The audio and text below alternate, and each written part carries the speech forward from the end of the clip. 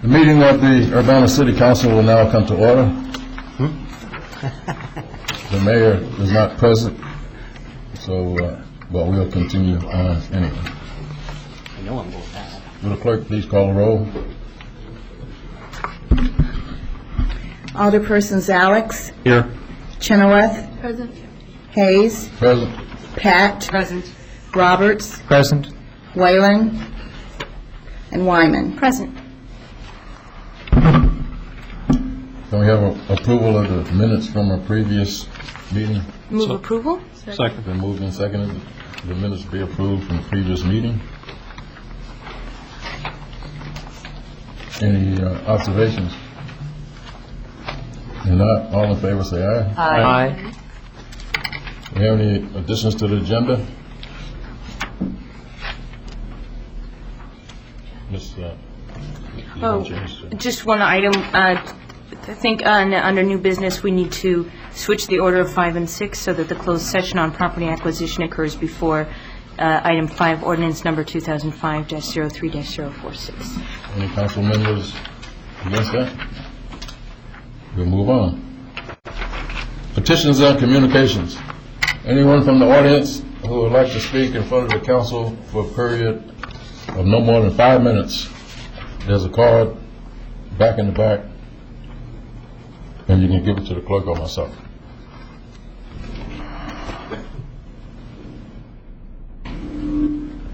Andrew Scheinman, 907 South Busey, wants to speak on the parking lot at 806 West Iowa. Thank you.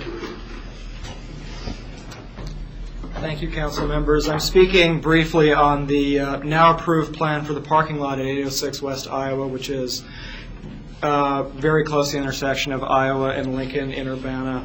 I'm Andrew Scheinman. My parents live at 907 South Busey, which is a property that has in its backyard, or next to its backyard, the parking lot that has been proposed and now been approved for the Alpha Chi Omega sorority, which is at 904 South Lincoln. I'm going to give you a quick history of the situation regarding this parking lot. In fall of last year, the IOTA chapter of Alpha Chi Omega submitted a plan for this parking lot. The parking lot abuts their property at 904 South Lincoln. In this plan, a new 11-space lot on Iowa Street would be built with traffic flow built into and out of the lot. That was the original proposal. In this plan, the fence between the new lot and the current lot in the sorority would be removed so that the 24-space original lot would be combined with the 11-space lot to obtain about 35 spaces. The plan, as originally proposed, called for entry into and exit out of the new lot, which, because it's connected to the old lot, would provide entry into the old lot as well, and by extension the sorority. The sorority has a driveway on Lincoln Avenue, and with the new lot as originally proposed, traffic would flow into the entire complex, either from Lincoln or from Iowa. When this plan was proposed, neighborhood members raised concerns about safety, particularly because the traffic flow would be greatly increased with the input-output on the new lot, especially because people would be expected to flow in from Lincoln and out on Iowa, or in on Iowa and out on Lincoln. When safety concerns were originally raised, the board president of the sorority suggested merely that more parking was needed for the students there, which is an entirely reasonable point. Sororities obviously have a safety concern. As I recall, growing up in the house behind this sorority, a rape had occurred, or a kidnapping and a rape 20 years ago, and so everyone can understand that they would have needs. However, the residents were concerned about the safety of this lot, and as partially a result of that concern, the city conducted a study. City engineer proposed on February 7th that a safer parking lot would result in a single lot with northbound traffic only, rather than the originally proposed in and out lot, or even better, two separated lots with no traffic between them. Such alternate plans would, the city engineer concluded, reduce the likelihood of vehicular pedestrian conflicts. So, In a later meeting between residents and city staff, both Mayor Satterthwaite and Dr. Libby Tyler expressly stated the city's concerns regarding the original parking lot and expressly stated the city would ensure modification of the proposal to one of the two proposals that they had offered in the alternate. So in other words, instead of the joined lots with in and out traffic, there would be either one lot with northbound ingress only from Iowa or two separate lots. Dr. Tyler went on to suggest that the sororities resubmit their site plan to contain one of these alternate plans. And following along on that, some of the residents prepared and submitted a 7-page memorandum on why the safety of the lot as originally presented was not sufficient. And I have that memorandum here, which I'd like entered into the record. Unfortunately, even though we pointed out other aspects of safety concerns, for example, the city engineer underestimated, in our opinion, the traffic flow because he failed to consider people going through the combined lot to drop off people. And even though we also were able to establish by looking at Urbana accident reports that there is a high accident rate both in that area as it is now and would be expected to be even higher in the area because of comparable higher accident rates one street away on Ohio. The sorority went on to submit a proposal in which traffic flowed southbound, which was neither their original proposal nor one of the two safer alternates proposed by the city. A proposal which I might add has not met with any consideration at all. That plan was presented to the city last week and was approved by the city attorney shortwith, which leads me to the following 3 points in light of the abundant analysis that has been offered by the city, by the residents, and apparently now is being stated by the sorority president herself, who originally said merely that they needed more parking and now says that the parking lot has been submitted in alternate form because it's safer. In light of all of that, we have 3 points, or I have 3 points. First, I call on city staff members to review, or rather re-review, this parking lot, because although they should be commended for their efforts, particularly Dr. Tyler and Engineer Gray, who I know spent a great deal of time on this, the basis for approving the new plan is inadequate. For example, the sorority offered up as rationalization for the new plan the fact that the sorority is not in session 4 months out of the year, and therefore the rate calculated by Engineer Gray would be less than expected, which is an incoherent argument, because 12 accidents occurring in one night, averaged over the course of a year, works out to be one accident. But the question is not how many accidents per year occur. The question is how many accidents occur.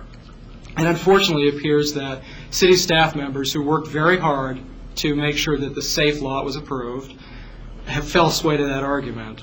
Second, I call on Peggy Anderson and the National Council of the Alpha Chi Omega sorority to adopt what is clearly a safer alternative. Sororities are members of the community. Community members worry not only about residents, but also about sorority members who are residents. And it's of tantamount importance that sorority work to ensure the safety of their own members. I have to say that we'll probably be preparing a petition to the sorority and to the city council to that effect. I know that my mother is a member of one of the neighborhood groups, as is my father, and that seems to be a fruitful alternative to what now has passed into an actually approved lot. Finally, I call on the members of the City Council to take it upon themselves to ensure that the safety of the residents and the sorority members is preserved. This has now passed to an issued permit, but the fact that it's passed to an issued permit does not lift from you the duty of ensuring the safety of the residents of Urbana and ensuring the safety of the students that are built there. And I'm sure that if an unsafe lot is built, the legacy of accidents and litigation that will result would be something that all of you would wish to avoid. I thank you for your time. Thank you very much, Mr. Shaman. Any questions? Seeing none, we'll now hear from Tom Gordon, 2001 Curitan. Clarification of the church parking.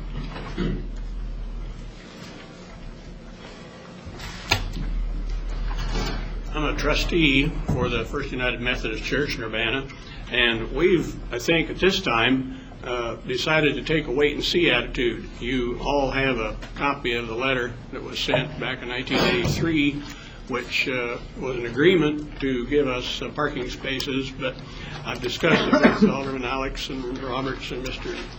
Walden, and we've decided to sort of take a wait-and-see attitude. Do you have any questions about what's on that letter? Okay, I yield the rest of my time to somebody else. Sir, I'm sorry, Mr. Gordon, I just had a comment. Yes. I have, in response to your very thoughtful comments on this, spoken to Mr. Walden, and he has represented to me, based on conversations with Mr. Zarbuck, or Dr. Zarbuck, that things are at a point now where the church and the city appear to be in agreement on this issue, and that these, for example, things like these 7 spaces and the 3 spaces that are recognized in this letter, which the city has acknowledged is valid, will be accommodated in this upcoming agreement. Yeah, that's why we adopted a wait-and-see attitude. Okay, yeah, and it's certainly the intent of the city, I think, to do whatever we can to make sure that all the users of that parking lot are able to continue to enjoy it to the extent that we can. And so I would ask, as you take your wait-and-see attitude, to please remain in contact and let us know how it's working out if you do run into problems. Thank you. Thank you, sir. Thank you very much. Any other citizens who like to speak before the council? Speak up now or forever hold your peace. Okay, before we get on with the agenda, we have a proclamation. Is Kevin Price in the audience?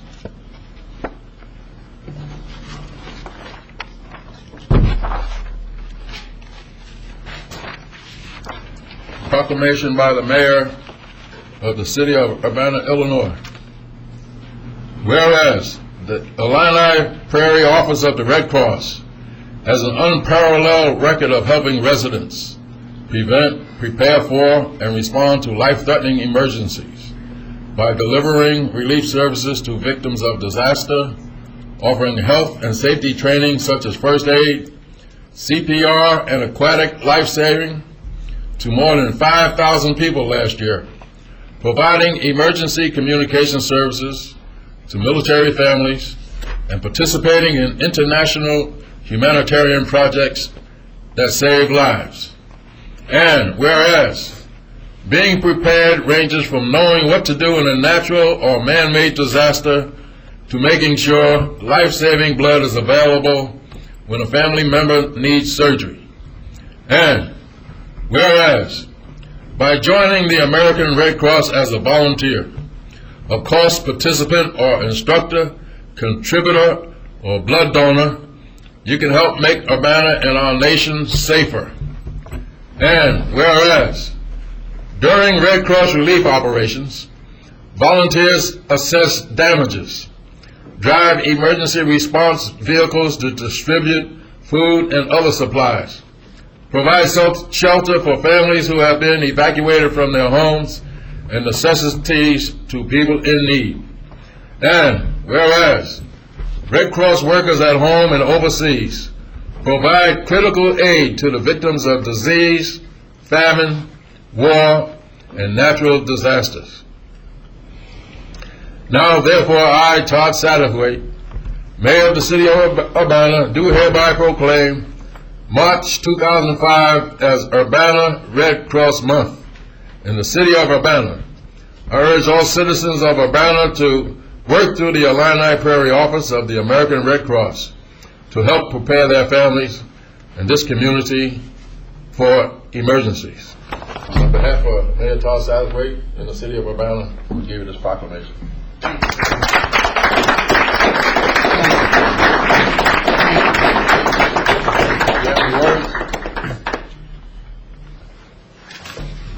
I'll be brief. I'd just like to bring you greetings from the staff and all of the volunteers from the Illini Prairie chapter of the Red Cross, and thank you very much for your consideration in this proclamation. Thank you. Yeah. First item on the agenda, item D, old business. Ordinance number 2005-02-029. An ordinance amending Schedule N of Section 23-193 of the Urbana Local Traffic Code regarding parking time limited on certain streets or public parking lots.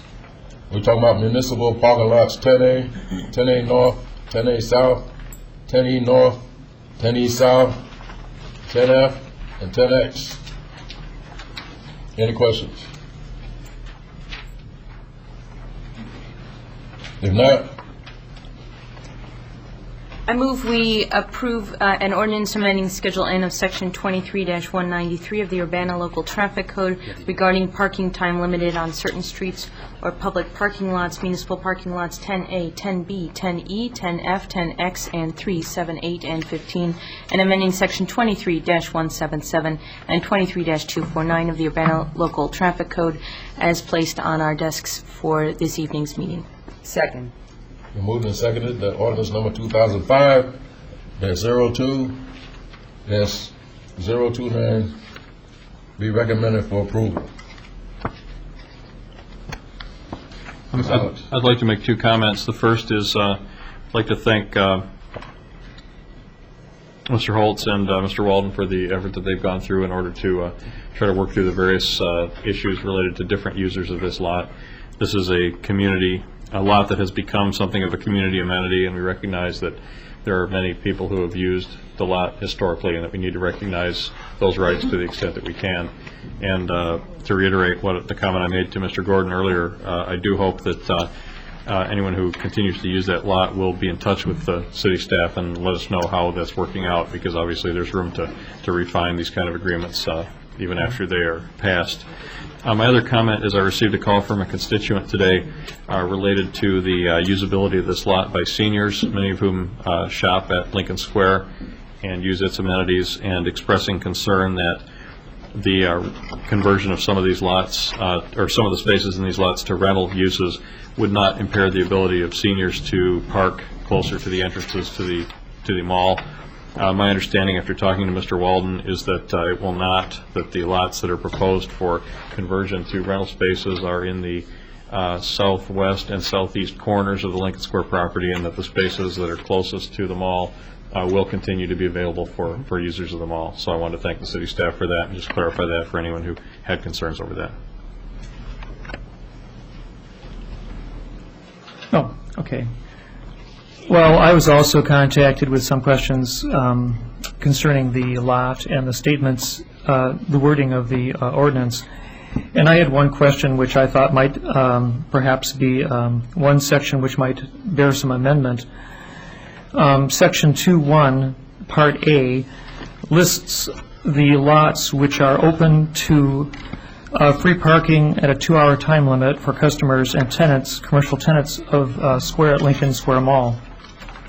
And my understanding is that that lot 10E North is such a parking area, and it's not listed in that paragraph, and I'm wondering why would that cause some confusion about its use, because if it's not listed specifically, it might be construed that it would be a permit use lot. And my understanding is that lot 10E South, which is a larger section of that lot, is indeed a permit use lot for the use of residents and people employed at the at Lincoln Square site. And so by omitting the fact that lot 10E North is not mentioned in this paragraph A, it seems to indicate its availability for all general use on a 2-hour limit to be somewhat in question. So I'm just saying I believe this is a change that might be useful to clarify the purpose of that northern part of the lot. Walden. Correct. The sections that are quoted are from the development agreement, which has already been approved by the city. And they're there for reference because at that time, we did not have the lots retitled and allocated. So we're doing that now with these sections to the amendments that are actually before the council, which follow these sections. I would also point out that the references to 10E are not only within A, but also within B. And you'll see that lot 10E in part if you look at page 2, paragraph B, it says Lot 10E in part. And the reason it says that is we didn't make the division between 10E North and 10E South at that time. And so that's why those are a little bit vague, but it's crystal clear, I believe, in the sections that we're amending tonight, which are the sections of the parking code.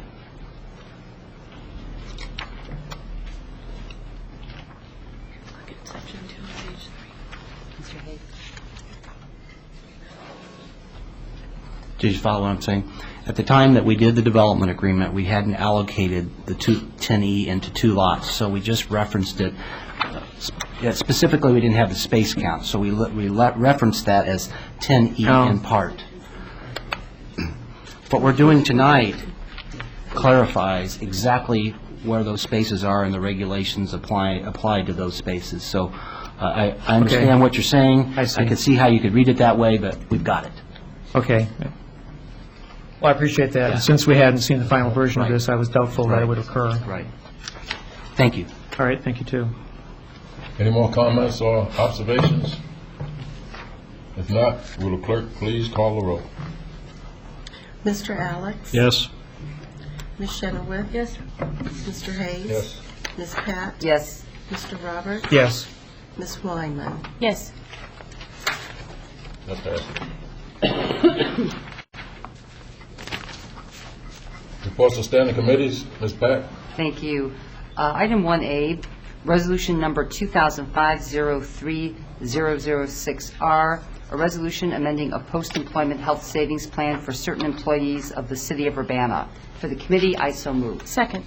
We're moving in second that resolution number 2005-003-006R recommended for approval. Any comments or observations? All in favor say aye. Aye. Opposed? Hearing none, it passes. Ms. Pat? Item 1B, Ordinance Number 2005-03041, an ordinance amending the City of Urbana Benefits Program, the March 2005 amendments. For the committee, I so move. Second. We're moving in second. Ordinance number 2005-03-141 be approved by the council. Any observations or comments? If not, will the clerk please call the roll? Mr. Alex? Yes. Ms. Chenoweth? Mr. Hayes? Yes. Ms. Pat? Yes. Mr. Roberts? Yes. Ms. Wyman? Yes. Ms. Pat? Item 1C, Ordinance Number 2005-03034, an ordinance of the City of Urbana, Champaign County, Illinois, providing for the issuance of general obligation refunding bonds, Series 2005, providing the details of such bonds, and for a levy of taxes to pay the principal and interest on such bonds and related matters. For the committee, I so move. Second.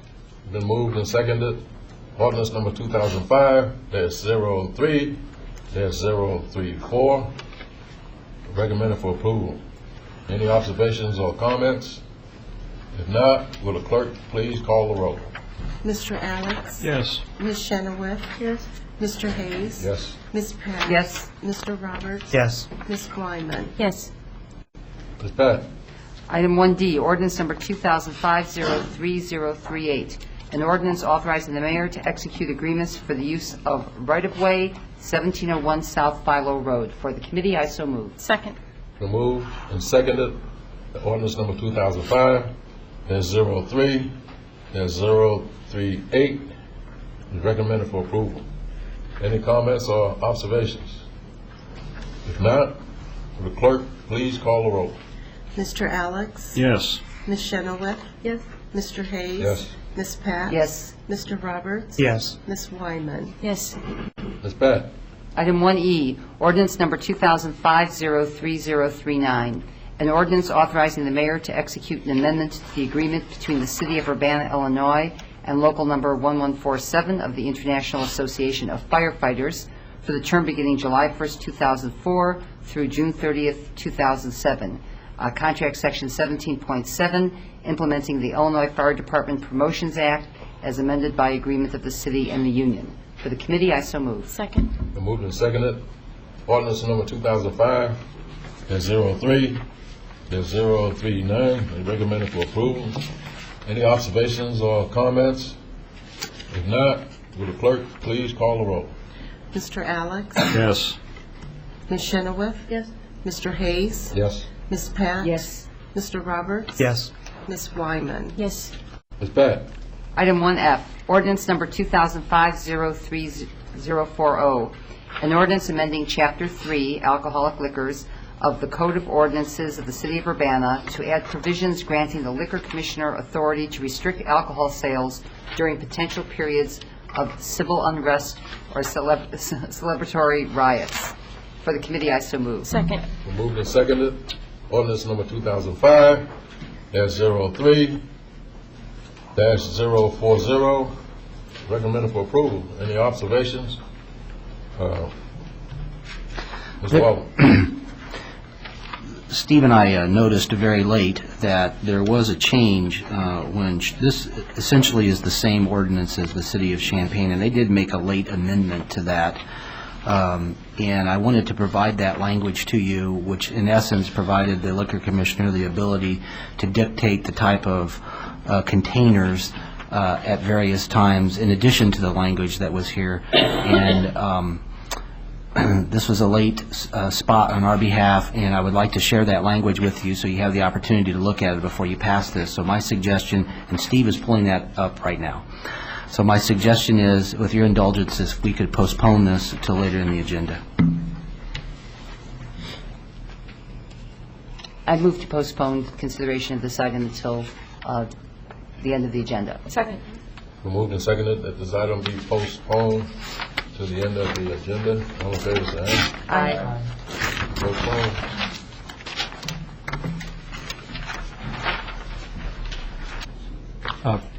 Point of order? Yeah, point of order. Point of order. Was it our intention to move to postpone the celebratory riots issue until after the closed session, or would we, as a council, prefer to take that now?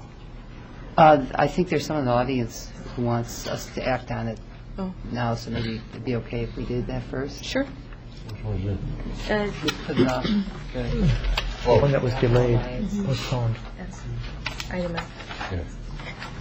You ready for item F? Yeah, I'd like to make a comment on the ordinance as it was forwarded by the Committee of the Whole, and suggest a change. It's not anything critical, but it's something that we might want to consider. You'll recall that we had basically two categories of restrictions that the Liquor Commissioner could impose on this under this ordinance. One category referred to on-premises consumption of alcoholic liquors. The other referred to sales of liquor for off-premises consumption. And the change I'm suggesting is for the off-premises consumption, so such as liquor stores or grocery stores. The way the restriction is phrased was that the Liquor Commissioner could state that no beer, wine, or other alcoholic liquor shall be sold in glass and or metal containers of less than 1 liter in volume. I explained why we had the less than 1 liter in volume limit on that authority, and afterwards I got to thinking that that's an unnecessary restriction on the mayor's or the Liquor Commissioner's ability to impose restrictions, and it might be something that works out well, might not be something that works out well, and it's probably better to just delete that phrase of less than 1 liter in volume so that it reads, no beer, wine, or other alcoholic liquor sold in glass and or metal containers, period. And then that gives the Liquor Commissioner the authority, the latitude to impose that further restriction of limiting it to certain sizes of containers, but doesn't prejudge that question. So I'd suggest that if there's a motion made, that it be made with that as an amendment. Thank you. Can we get a motion? I move we pass ordinance number 2005-03-040, an ordinance amending Chapter 3, alcoholic liquors of the Code of Ordinance of the City of Urbana to add provisions granting the Liquor Commissioner authority to restrict alcohol sales during potential periods of civil unrest or celebratory riots, deleting the dependent clause of Section 1D2, subsection B, subsection 2, that clause being of less than 1 liter in volume. So moved. Second. Moved and seconded. Ordinance number 2005-03-040 be approved. Any questions or comments? Mr. Alex? Go Illini. Ms. Pat? Just a procedural matter, maybe this could go right before the motion. There already was a motion on the floor, so I withdraw the previous motion. Second. There you go. The clerk, please call the roll. Mr. Alex? Yes. Ms. Chenoweth? Yes. Mr. Hayes? Yes. Ms. Pat? Yes. Mr. Roberts? Yes. Ms. Wyman? Yes. Ms. Pat? Item 1G, ordinance number 2005-03032, an ordinance approving and adopting a supplement and amendment to the redevelopment plan and related redevelopment projects for the downtown Urbana tax increment redevelopment project area 2. For the committee, I so move. Second. Been moved and seconded that ordinance number 2005-032 be recommended for approval. Any comments or observations? If not, will the clerk please call the roll? Mr. Alex? Yes. Ms. Chenoweth? Yes. Mr. Hayes? Yes. Ms. Pat? Yes. Mr. Roberts? Yes. Ms. Wyman? Yes. Ms. Pat? Item H, ordinance number 2005-03035, an ordinance approving modifications to the City of Urbana and the Urbana-Champaign County Home Consortium fiscal year 2003-2004 annual action plan and the fiscal year 2004-2005 annual action plan. For the committee, I so move. Second. Been moved and seconded that ordinance number 2005-035 is recommended for approval. Any observations or comments? If not, will the clerk please call the roll? Mr. Alex? Yes. Ms. Chenoweth? Yes. Mr. Hayes? Yes. Ms. Pat? Yes. Mr. Roberts? Yes. Ms. Wyman? Yes. Ms. Pat? Item I, ordinance number 2005-03036, an ordinance approving and authorizing the execution of an annexation agreement, 1901 South High Cross Road, Wendell, Inc. For the committee, I so move. Second. Been moved and seconded. Ordinance number 2005-036 is recommended for approval. Any comments or observations? If not, will the clerk please call the roll? Mr. Alex? Yes. Ms. Chenoweth? Yes. Mr. Hayes? Yes. Ms. Pat? Yes. Mr. Roberts? Yes. Ms. Ms. Pat? Item J, ordinance number 2005-03037, an ordinance annexing certain territory to the City of Urbana, approximately 20.76 acres, located at 1901 South High Cross Road, TK Wendell. For the committee, I so move. Second. We move that ordinance number 2005-037 is recommended for approval. Any observations or comments? If not, will the clerk please call the roll? Mr. Alex? Yes. Ms. Chenoweth? Yes. Mr. Hayes? Yes. Ms. Pat? Yes. Mr. Roberts? Yes. Ms. Wyman? Yes.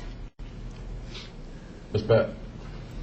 And the last item, we have a new version of the resolution on our desks. Resolution number 2005-03005R, resolution to endorse the Champaign Urbanized Area Transportation Study Long-Range Transportation Plan 2025. For the committee, I move the revised version that's on our desk. Second. We move that the revised version of resolution number 2005-005R recommended for approval. Any comments or observations? All those in favor say aye. Aye. Opposed? Seeing none, thank you. Ms. Pat? That's it for tonight. The next meeting of the Committee of the Whole will be next Monday, March 28th at 7:30 p.m. here at 400 South Vine Street. Thank you very much. Thank you. Reports of officers. Mr. Gray? I wanted to report our leaf pickup is soon. It's going to be the weeks of April 4th through the 8th, and also the week of April 18th through the 22nd. Pickup is on your U-Cycle Day. We're advertising on our website, or ads in the newspaper and Up TV, and something new this year we're trying. So we're going to put signs at selected intersections throughout the city to try to get the awareness out to folks too, to help cut down the phone calls and get the word out. So Again, it's April 4th through the 8th, April 18th through the 22nd. Mr. Roberts. Mr. Gray, this service offered by the city is specifically for leaves and will not be able to address tree branches and other debris that fell down during the winter storms we've had, and I've seen piled up along the sides of the streets along many residential streets. That's correct. So the people who have those kinds of debris piled up will have to seek their usual trash haulers, who will eventually start picking up lawn yard waste at some time, I guess, during the spring. Right. Arrangements can be made, proper bundling and tagging of those with one's hauler. Persons can take them out to the landscape recycling center if they have that wherewithal with the vehicle to do it too. But that's correct. Okay, because I know in my neighborhood a lot of people have asked me about those kinds of debris. Okay, thank you. Any other reports of officers? Just one other matter. I did share with you the job announcement for city attorney. We're beginning that process. It will not be this council that confirms that appointment. The process that I've worked out with the mayor-elect is that interviews would likely happen the first or second week of May. But I did want to share with you that we are beginning that process. And we also have made arrangements on the interim with various attorneys to cover in the period that where we'll be shorthanded. So I think I have that under control for now. If not, I'll let you know. Yeah, in response to the leaf pickup, I saw those signs out on the streets already. Ms. Tyler. I have a report update for the comprehensive plan update that we've been working on for over 4 years at this point, and you all should have a hard copy dated March 2005. That's the copy that the Plan Commission used for their public hearings. I'm happy to announce that on last Thursday, the Plan Commission closed the hearing and moved approval of the plan to City Council. So it will come to you as a committee item next week. Some of the revisions that Plan Commission made in their discussion, and they did spend several hours on the plan, and thoughtful discussion and testimony was held. Primarily the changes relate to the description of the Orchard Downs property on the map and in the text, and that's laid out in the packet that was sent to Plan Commission on March 17th. So that's one change, is just additional information regarding future development for Orchard Downs. The second major change that Plan Commission requested was to Appendix E, which is the mobility map, and some related text. And the gist of these changes is to modify the designation for future roadway extension at the location of the University Avenue 74 interchange, and instead to indicate 3 potential locations as potential roadway projects, including that current location as well as Cottonwood Road and 1800 East, and with several provisos in terms of conditions to be looked at in the alternatives analysis, including the timing of the assessment. So in other words, the roadway improvements would depend upon the timing, as well as the rural residential development areas, ecological areas, horizontal and vertical alignments of the intersecting roads, and desired land use patterns and timing. So they spent a lot of time in thinking through how this improved access may occur in the future. And we'll be putting that forward in a memorandum to council and a full committee review next week. Any questions? Jennifer? Yeah, quick question. Thanks for the update. You know, that gives us a little bit of time to know what's coming before us. I guess the question that I have about the options item with the interchange on I-74, and you don't have to answer it now, but it's a question that it would be nice to have answered, is it feasible at those 3 locations to have an interchange? Feasible in terms of, would we ever actually get the dollars to do a full interchange rather than a half interchange? And in terms of the engineering and design, is it something that, I mean, are we looking at 3 feasible options, or is it really that some are more feasible than others? So I guess that's the I think the that piece I haven't been able to get answered because I'm not a traffic engineer, and I don't work for the state. So, and I haven't talked to anyone with the state IDOT. So, yeah, and that answer may be hard to determine. It's hard to imagine getting funding for an interchange if there isn't proximate development that would benefit from it. So I think the timing question is really key. Really what we're doing here is what Plan Commission's recommended is that we keep more options open, and in any event, if we were to do a location study for an improved interchange or a new interchange, it would have to look at alternatives in and of itself, just as part of the environmental review. So it may be premature to say if all 3 of these are feasible alternatives, but I think that's a good topic for debate, and the way the mobility map will be forwarded to you, that potential will be there. I guess to maybe the audience of my question is really IDOT, and if staff could facilitate, if you could put a call into IDOT to say, we're having this conversation about our comprehensive plan, you know, is this something, should I be able to tell council members that, you know, 1 of 3 is feasible, or is it not even possible? For example, Cottonwood is not a state highway. High Cross Road 130 is, well, I guess 130 is the state highway. Does the Illinois Department of Transportation or the federal government fund interchanges that do not involve a state highway but a local road connection to a federal highway? I'm not sure. But we can make inquiries. Bill, do you want to?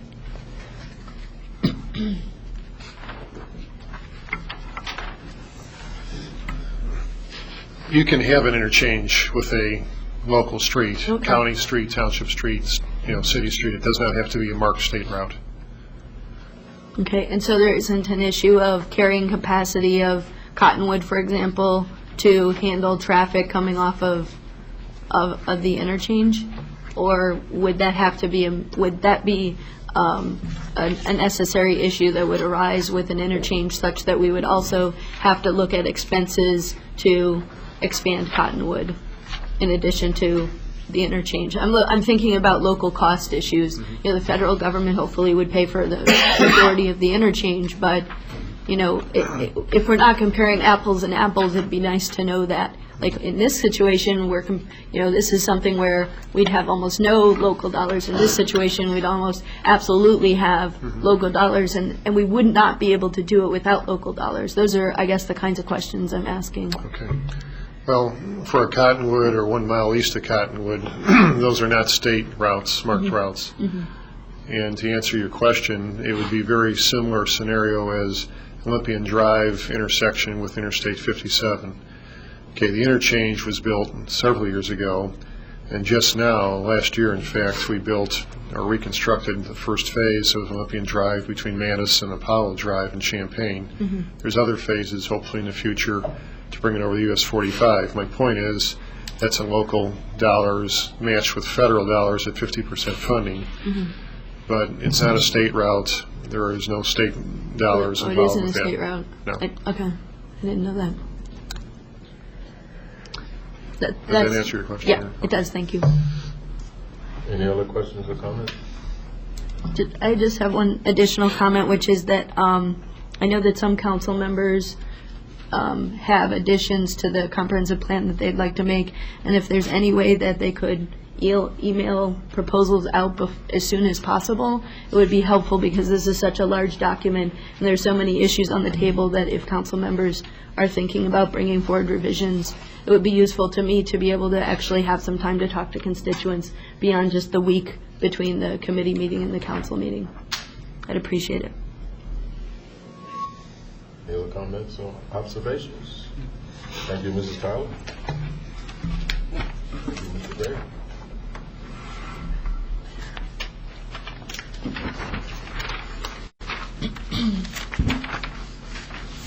We now go into new business.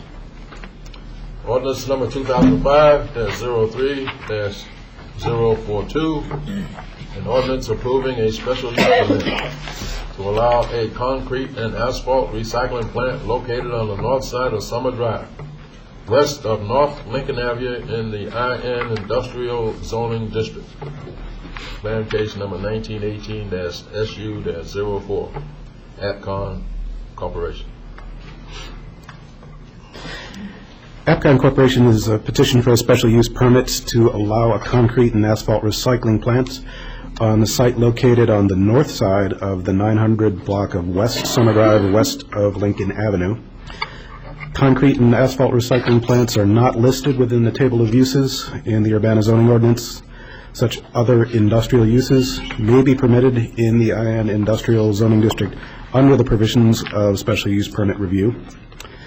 On March 10th, the Plan Commission conducted a public hearing to consider the case. The Commission voted 5-2 to recommend approval of the special use permit, along with staff recommended conditions of approval and with one change. In some background, in 1998, the petitioners established the recycling operation at its current location east of the Saline Branch.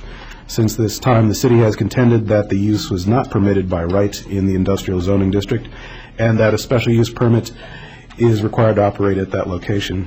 The petitioners indicate that it has always been their understanding that the use was permitted by right in the district. Since 1998, the petitioners and the city have met numerous times to discuss the issue and work towards reaching an understanding. The petitioner has agreed to attempt to resolve all the issues by securing a special use permit for the current operation on the east side of the Saline Branch. This new special use permit would clearly state that the use is allowed in this location and would offer some mitigation measures to help the operation come into compliance with the zoning ordinance. Existing conditions on the site have a number of potential issues of zoning compliance. Issues include encroachment of piled materials into city right-of-way, truck traffic across the city-owned curb in the right-of-way, damage to part of the city-owned curb on Summer Drive, encroachment of materials into the Industrial Zoning District required 25-foot yard setbacks on the Lincoln Avenue and Summer Drive frontages, and installation of a water service line in the city-owned right-of-way. Staff feels that with the imposition of proper conditions and oversight mechanisms, the proposed use could be appropriate for this location. Issues such as the setbacks, screening and fencing, vehicular access, dust prevention, erosion, and water runoff on the site are all addressed in the conditions to the special use.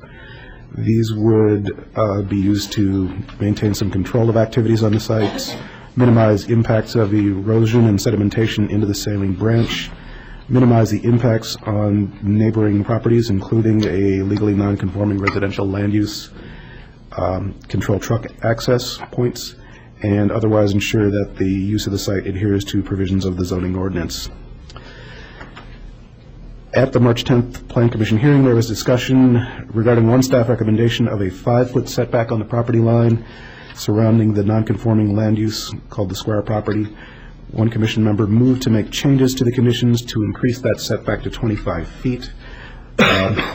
It was with that amended set of conditions that the commission voted to recommend approval of the special use. Petitioners have stated that they are interested in the option of placing a landscape berm in that 25-foot setback as opposed to perhaps completely moving all materials out of that location. So you should note in any case that in the conditions that were approved, it was stated as 25 feet. I would also point out that that number was not changed on the site diagram, Exhibit G, but it would be. I would also point out that you received a communication, was placed on the desk here earlier, from Attorney Blake Weaver representing Ms. Squire, who is the owner of the existing non-conforming residential land use, and just reiterating their opposition to the special use permit and recommending at least one new condition to address the problems of dust and particulate matter being blown by winds. That recommendation from the square was to wet the materials that, as they were being processed, essentially on a continuing basis rather than only as needed.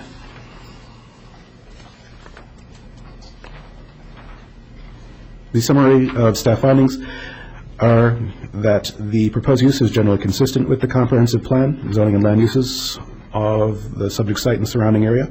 The proposed use is conducive to the public convenience because of location on Lincoln Avenue, north of Interstate 74, and it's used primarily for industrial traffic. The proposed use would not pose a detriment to the district in which it is proposed to be located, since the district is intended for industrial uses. The use would be redeveloped to be in substantial conformity with the accompanying site plan within 180 days of approval of the special use permit. The special use permit would be subject to the petitioner's continuing compliance with all city, state, and federal regulations applicable to the location, including those by the EPA. And the proposed use will require review and permitting by the Illinois EPA to ensure the operation poses no threat to air or water quality runoff quality. Council has the options to approve the special use, approve the special use with any additional conditions deemed appropriate or necessary, or deny the special use. The Urbana Planning Commission has recommended that City Council approve the proposed special use for the reasons articulated above and with the conditions as attached. Any questions or comments? Alex? Has staff had an opportunity to discuss the condition proposed by the Square, Mr. Weaver, with the original petitioner? No, I have not. I only received that this afternoon. A representative of the petitioner is here and could address that. I think it would be appropriate to pose that question to the petitioner then.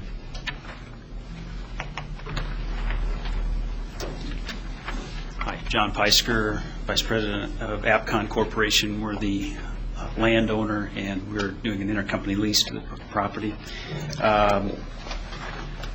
Mr. Weaver's additional condition would be very difficult to try to implement on this site, just from a practical standpoint. To try to, this is about a 9-acre site, so to try to water all of the activities that are taking place on the site would just not be practical. Do you feel that it is possible to mitigate the amount of dust that's being generated by the processes that are generating the dust to the extent that you'd be within EPA and city, to the extent that we have them guidelines? We're confident that we are doing that already. I would say that we are under regulations, EPA regulations already. This would just be on top of those regulations. I think the point that the adjacent property owner was making in this case was that if you weren't in compliance with those regulations, no one would be in a position to do anything about it.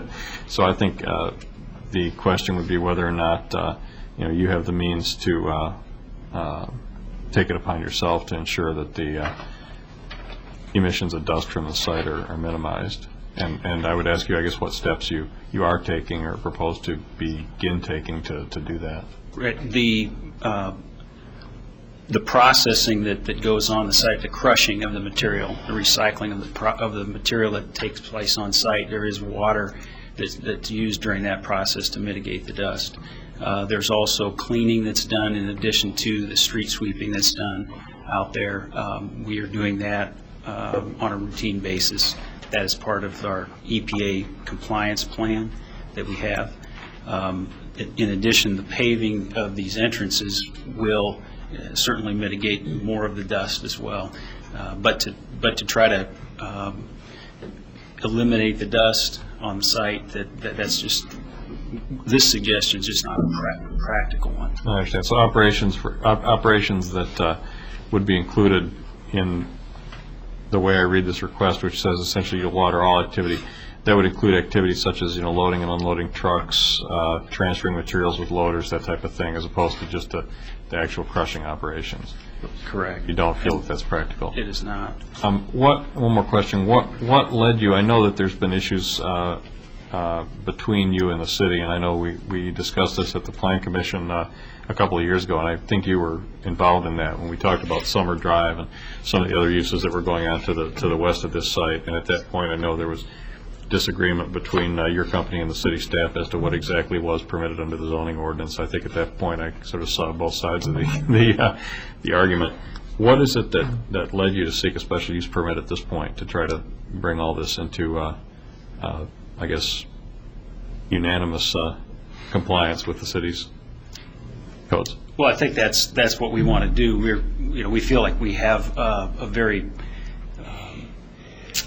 functional process that's going on out there, but we recognize that based upon what the staff's opinion about whether or not that was a permitted use, we took the position it was a permitted use when we moved.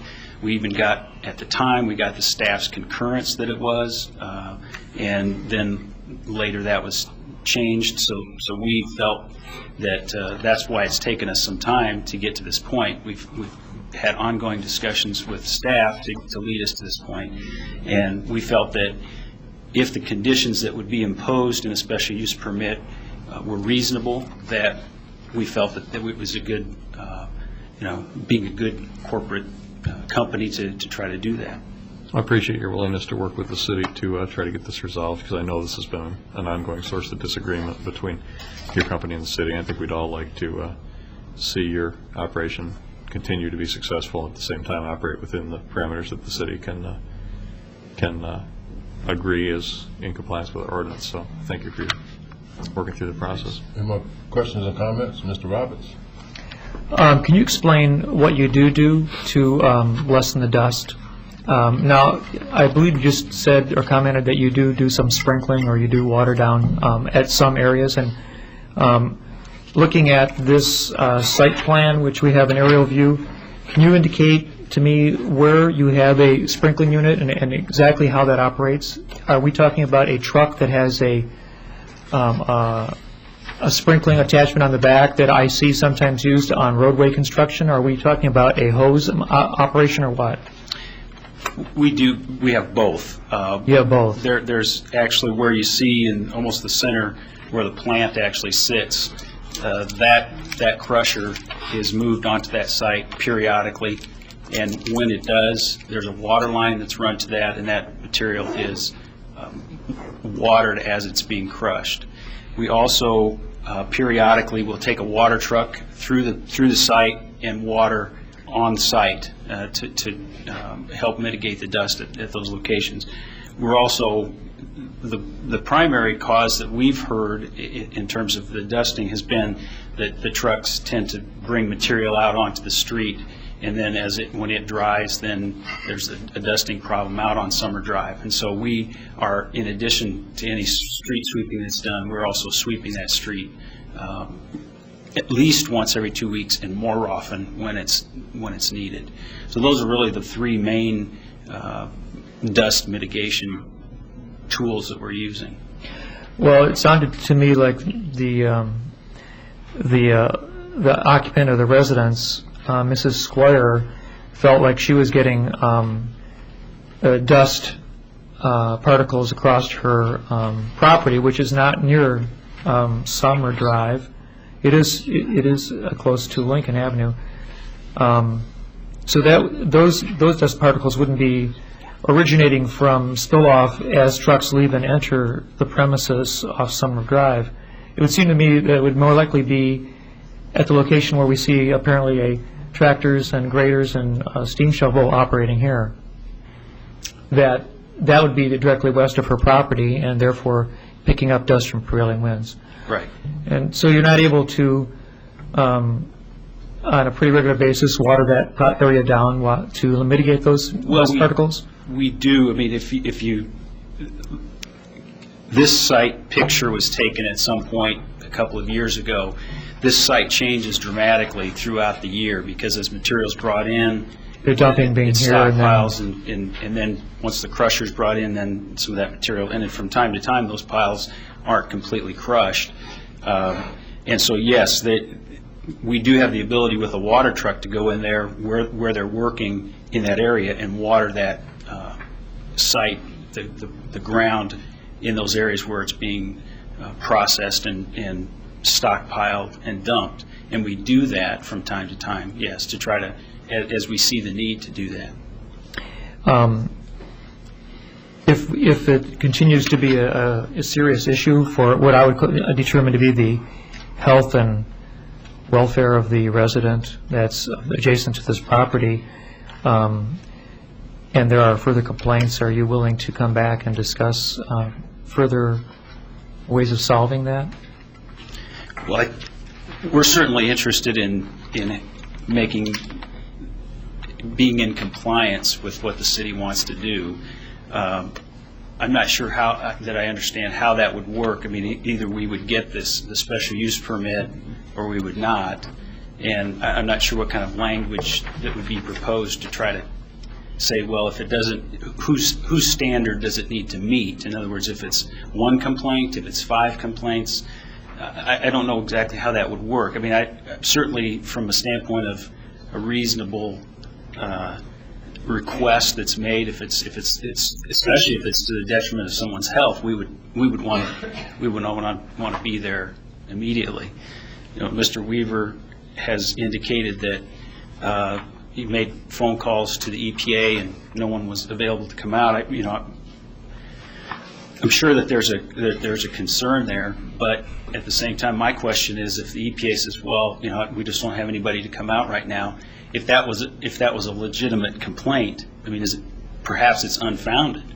That's I guess what I would be saying is that. Well, I'm merely trying to figure out a way that we can mitigate the problem for the resident who's going to be living there for some undetermined period of time and probably has lived there for quite a long time. Well, actually, I don't even know that there is currently a resident there. That was a business for a while, and it's now. Oh, really? I don't even know if there's anybody living there. I haven't seen any evidence of anyone living there currently. So maybe actually my next question is for Mr. Lindell. Mm-hmm. On all other sides of the site, there's a 25-foot setback. I guess that's from the roads. From the residence, there's only a 5-foot setback. Correct.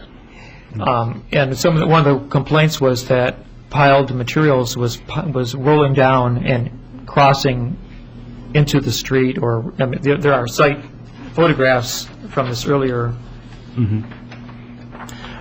showing how materials from the piles are running into the street because they're too close. There's a couple of problems with that. The one you're referring to there on Summer Drive is a rather large pile of loose limestone aggregate. It's fairly close to the edge of the road there. I wouldn't say that the problem is the material itself going into the road, but that there is some runoff of even just rainwater. Washing that material into the road. Washing the muddy, dusty part that goes along with it down. Also, that particular pile is encroaching into a required 25-foot setback. In regards to the area surrounding the Squire property, the zoning ordinance requires that a setback of 10 feet would be required to separate. A setback of 10 feet would be required in any piece of land abutting a residentially zoned property. This property is not residentially zoned. It is zoned industrial. So, in fact, no setback is required. Well, I guess that was the obvious question to me is you have a place with a home, which either is or is not in operation, and it only gets a 5-foot setback. And I was wondering why it's 5 foot and why you didn't decide that there should be a 15-foot setback. Because we're able to determine these things, aren't we? Mm-hmm. We're able to determine what is appropriate for the site. Actually, that was the condition that we were referring to that was changed. Changed. That the plan commission wanted to change that to 25 feet. But instead it was just 5 feet. We had it at 5 feet originally. Oh, on And this then map, if- it shows 5 feet. But you're saying now there's a 25-foot. Correct. Well, that's what the recommendation. The The recommendation. recommendation is, okay, all right. I mean, I was imagining there might even be a recommendation for a fence, but, okay, not going to go that far. There is a fence there, actually. There is a fence. Yes, Mrs. Squire put up a fence at some point in the past, about a Okay. 6-foot tall wooden fence. Okay, I see, because there's not a, maybe it's because it's old construction. All right, because there is an orange line on the map indicating where a fence might be placed, and it's not. But these are new fences you're indicating. Yeah, that indicates a new fence that's going to be along Summer Drive. Well, that satisfies some of my questions. Gentlemen?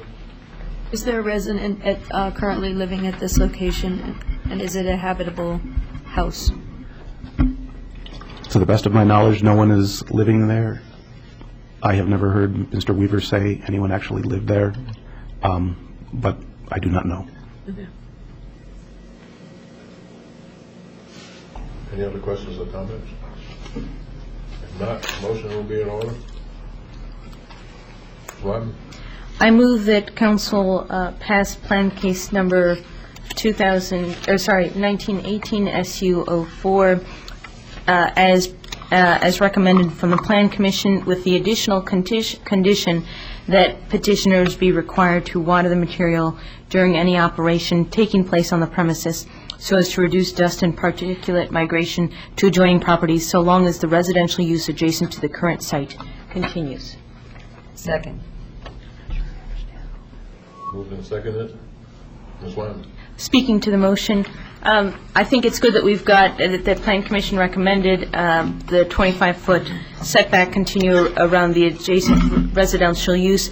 I think it's also important to protect the residential use so long as it remains a residential use by requiring the watering of the materials during the operation. The petitioner already spoke to the fact that they do some watering when there's certain activities that are going on. So it's not as if there's no ability to water down and mitigate some of the dust problems, but they obviously continue, and that's why the attorney for the adjacent residential user has requested this additional comment or additional requirement be added to this special use permit.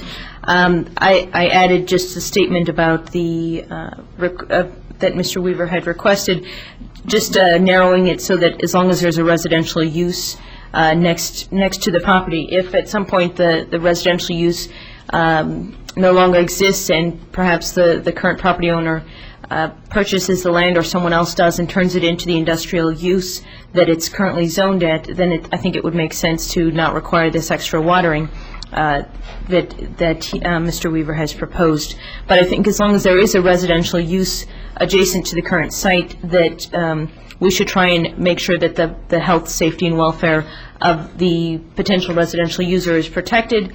The fact, or whether there is someone currently living there or not, I guess is up for question. But if it's currently a residential use or could be used as for residential operation, then I think we ought to try and make sure that it can remain so as long as possible, or as long as the people want to use it for a residence. And who knows, it could be that the current resident, the Squires, don't use it because of all the dust.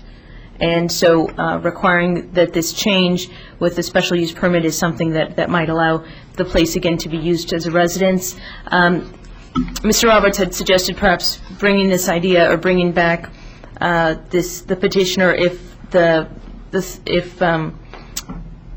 dust problem weren't mitigated, but I don't see any way that we could do that, just because right now is the time when we can put the conditions on for the special use permit, and to say and there's nothing to hold over their heads or nothing to require them to come back as long as they're in compliance with the special use permit or and state statute or EPA regulations that would require them to come back at a later time if the resident said it's still too dusty or that sort of thing. And again, I think the petitioner also mentioned it's not a really clear standard. Who, is it that the council determines that it's not up to what we think it should be, or is it that the squires, the residents there, say it's not up to their standard?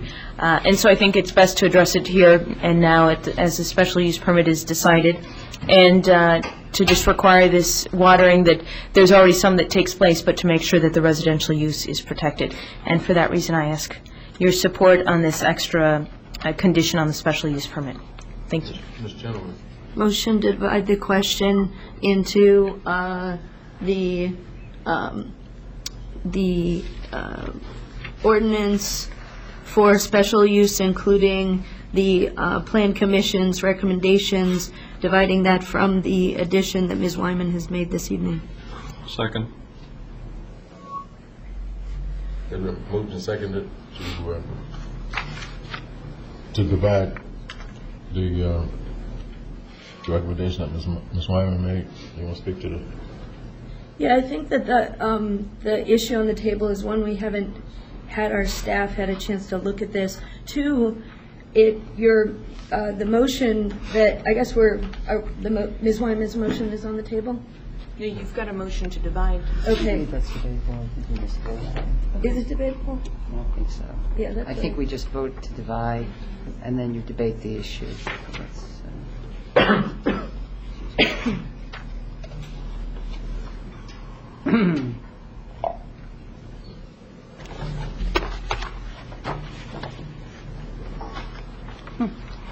No, it's not debatable.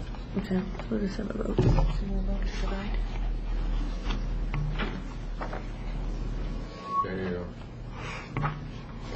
Can I ask a question here? Huh? Can I ask a question now? No, not yet, okay. The motion to divide. All those in favor of dividing, say aye. Aye. Opposed? Mr. Holtz? Not sure exactly what was accomplished by the motion to divide here. Technically, a motion to divide really is kind of calling for a roll call vote as opposed to a voice vote on something. I think Ms. Wyman's motion was, she moved this approval of the special use permit with an additional condition other than what's recommended by staff. Is that correct? By Plan Commission, yes. Right. And then Ms. Chinowitz's motion was, I think, was intended to ask that the council be allowed to consider just the motion as recommended initially, the ordinance as recommended initially, and then to take separately the question of whether to add on the additional condition. Is that correct? My intention was the opposite sequence, but otherwise, yes, that we would basically take the addition as an amendment first, speak to that, and then speak to the main motion. Maybe the best way to accomplish that, because now that you've, assuming that what council was trying to do was to separate that into two questions, maybe the way to do that is to just take a vote on Ms. Wyman's motion with the additional condition as it is. If enough people are opposed to having that additional condition on there right now, then that gets voted down. Then another motion can be made for the same special use permit, but without that additional condition. Ms. Pat? Actually, a couple of things. One can move to divide the question. Mr. Holtz was referring to dividing the assembly. That's when you're calling for a voice vote. But when you divide the question, you have to have two questions that can stand, either which could stand on their own. And so, so that really wasn't rather than a proper. motion and What you should have done was made a motion to amend Ms. Wyman's motion to remove the provision 13 or whatever it was. That would work too. So, yeah, which is what Steve was saying, but that's the fastest way to do it. And I'd like to withdraw my motion. Withdraw my second. And I'd like to make a motion. Go ahead. Ms. Gentleman? I move to amend the motion that I believe is on the table to exclude the provision that the petitioner be required to water the material during any operation taking place on the premises so as to reduce dust and particulate migration to adjoining properties. Second. Moved moved and seconded. And Ms. Chenoweth? I'd like to request that, that we vote on this, and that I request Ms. Wyman, if she'd like to make her, her motion as an amendment, that would accomplish what I think we're trying to accomplish, which is that we can have a conversation about each of these issues. So at this point, I'm voting to remove the condition as stated. I mean, I'm moving to remove the condition that Ms. Wyman put forth that was not recommended by Plan Commission. Ms. Pat? I'm speaking against the motion. I think this is a good addition to the conditions for the special use permit because, well, actually for the point that Mr. Roberts was raising earlier, when Mr. Roberts said, well, if there are problems, then can we come back and look at this again? And the answer is no, because a special use permit sets down certain conditions, and once we grant the use permit based on those conditions, we cannot impose additional conditions.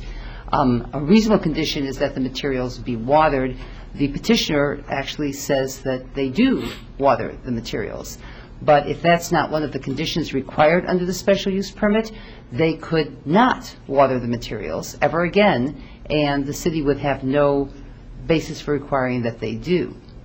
If the special use permit includes the requirement that they water the materials in processing, then if there's a problem, a complaint about dust, and it is determined that the dust is being caused by their failure to water the materials, the city would be in a position to enforce the requirement that they water the materials. I'd rather well, here's the situation. One is I watched the Plan Commission discussion of this, and my understanding is that one of the concerns about this location is runoff going into the saline branch. And so what I see us doing is adding a condition to all operation, which includes is basically refers to a 9-acre site, asking for one, water to be used, which is not necessarily an expendable resource, and therefore I would not want water to be used unnecessarily. It's expensive for the petitioner. It's also expensive to the environment and to our limited Muhammad aquifer. Second, I understand that we could be actually creating more of a problem by saying that the operations on the west side, for example, need to be watered, even though they're significantly far away from the non-occupied residential use, and therefore we're basically asking someone to do something that doesn't really make sense and doesn't seem to provide any public benefit at all, but is an additional expense, and in that way hardship to the petitioner. I think that we have a nuisance ordinance on the books, and if the problem is that our nuisance ordinance is not being enforced, then that's one thing. Our nuisance ordinance says that if I, blow concrete onto my neighbor's property, that there's a nuisance there, and that there are ways for the person who's experienced the nuisance, the victim, to go to the city and have repercussions, and for there to be fines imposed. And so instead of requiring watering across a 9-acre site, some of which might be completely useless to that property, we could ask our city to actually enforce our nuisance ordinance and to fine the petitioner every single time there is a lack of compliance with our current ordinances. So that's my biggest concern with the proposal that Ms. Wyman said. I just, I would be open to something like things should be watered down near the property, but actually the problem, we don't really necessarily want to, we're not experts and we don't understand the cause entirely of what's causing the dust. It may be just the things that are nearby the property, or it may be far away. But we do know the effects, and if the victim can show the city that there is dust on her property, then our nuisance ordinance should be able to be enforced. And I do believe that there's step fines. Perhaps our staff could speak to whether, if it is the case that this particular property cannot call upon enforcement at that property, I'd want to know that, because at that point it might be it might make more sense for us to have additional conditions.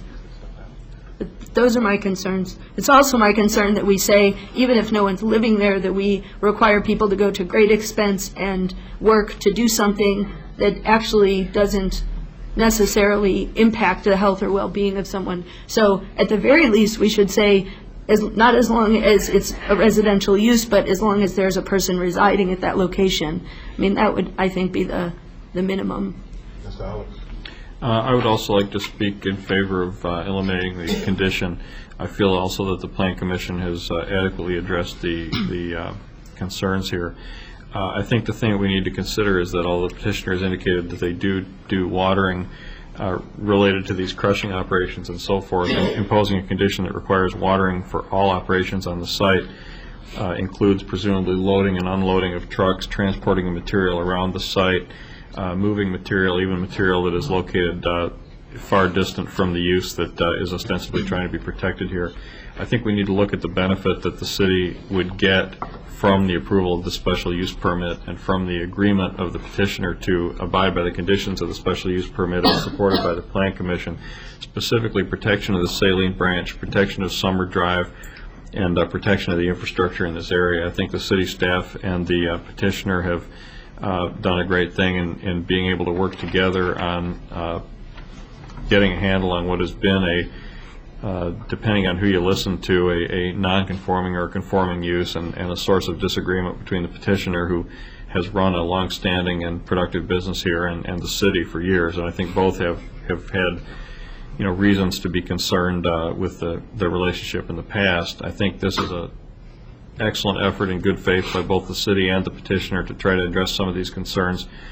And I think to the extent that the petitioner is bound by EPA and IEPA regulations to minimize the dust emissions to a level that is appropriate for an industrial area, I think it is inappropriate for the City Council at this late hour to impose additional conditions on their processes without full knowledge of what it is that we're proposing. So I would wholeheartedly support the Plan Commission's recommendation, but I would oppose the addition of additional conditions.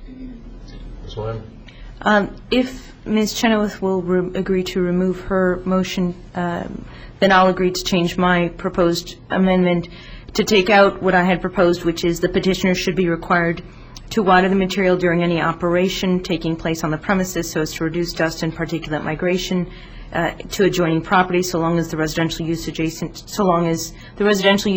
the current site continues, and change that to state simply that the petitioner should be required to water the material, should be required to control the dust consistent with EPA regulations.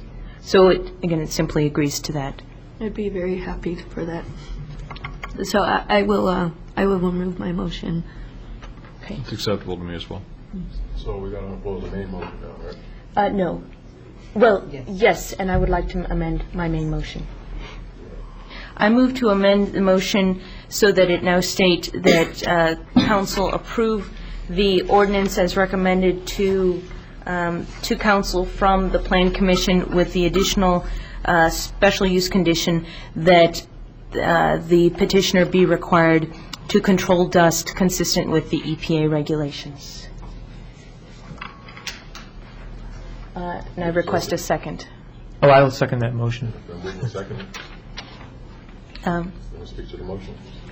Speaking to the motion, again, this is a weaker amendment than what I had proposed, but it, I think, to a certain extent, addresses the concern about the dust, and again requires that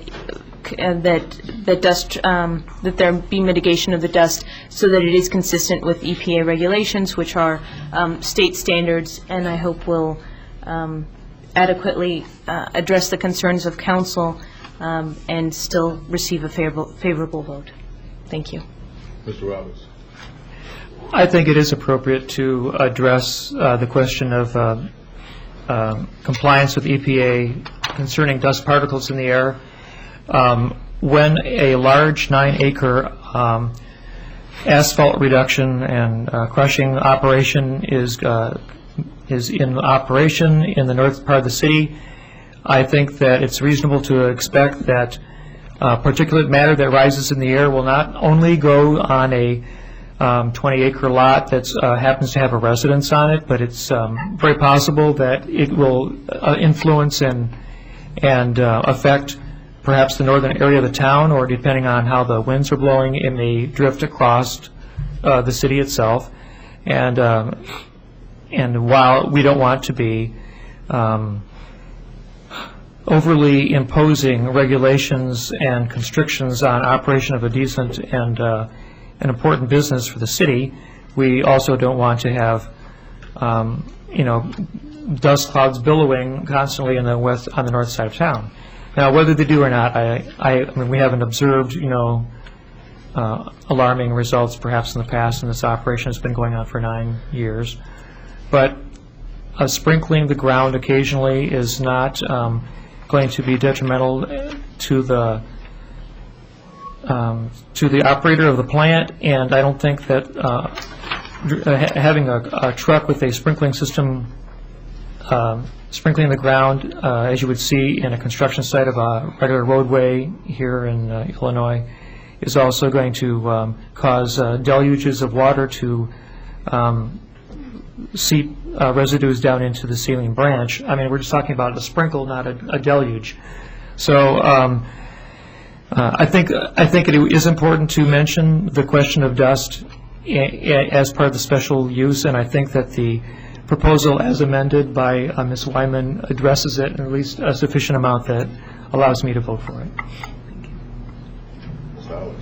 Take it the petitioner is amenable to a condition that the plant be operated in accordance with EPA regulations. Thank you. Any more questions or observations? Ms. Jones? I would just urge our city staff and the Mr. Weaver to take back to your client that if there is a nuisance at this location, there is a nuisance ordinance. It does have fines. Those are step fines, and I would urge her to take advantage of our current code of ordinances.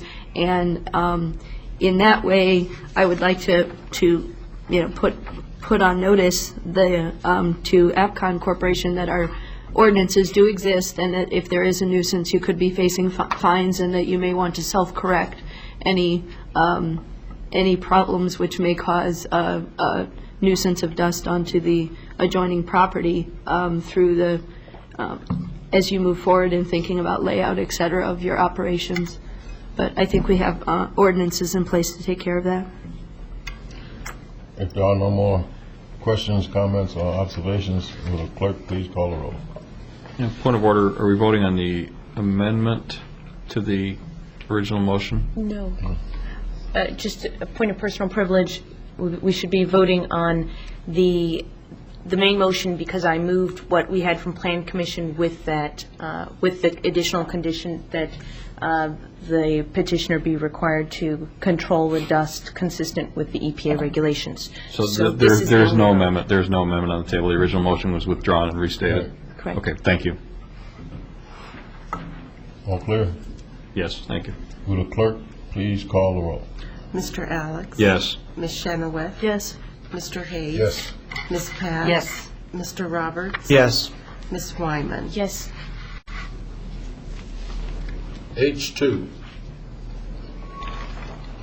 ordinance number 2005-03-045. An ordinance approving and causing publication of the official zoning map of the City of Urbana, Illinois, Plan Case 1924-M-05, Community Development. Thank you. You have the some copies of the map before you, and I think you had an opportunity to look at the memo before. We've had a number of annexations, rezonings, and subdivisions, too numerous to repeat.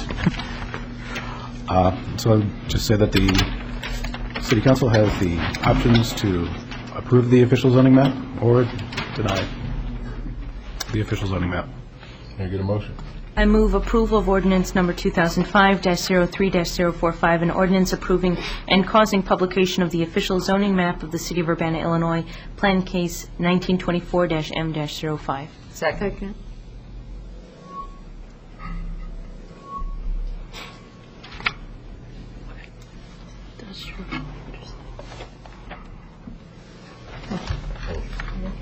It's been moved and seconded that ordinance number 2005-03-045 recommended for approval. Any questions? If not, would the clerk please call the roll? Mr. Alex? Yes. Ms. Chenoweth? Yes. Mr. Hayes? Yes. Ms. Pat? Yes. Mr. Roberts? Yes. Ms. Wyman? Yes. It passes. H3, ordinance number 2005-03-043.